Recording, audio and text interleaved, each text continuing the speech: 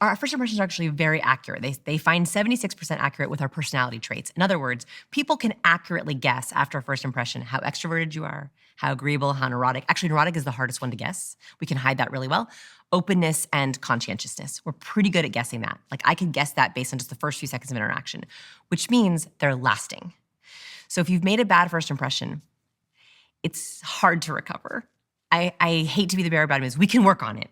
But nailing that first impression will set you up for a lifetime of success with that person. So it's very important that we don't throw them away. And this is the number one mistake people make in a first impression.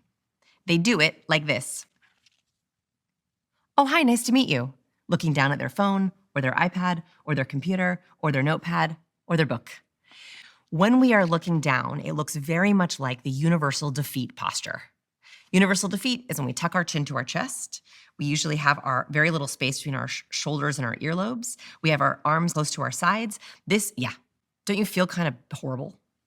You look horrible. Oh, thank you. Look. When you check your phone, every time you check your phone, you accidentally look like a loser. And I mean that literally in terms of losing and winning. So in a first impression, you're waiting in the waiting room for a big job interview. You're waiting for your date, for possibly your perfect person. And what are you doing? Checking your phone. So I'm sat there looking like a loser. Yeah, that first impression that happens in the first few seconds of seeing you, and this is another mistake introverts make, they think their first impression starts the moment they start talking. No, your first impression happens the moment someone first sees you.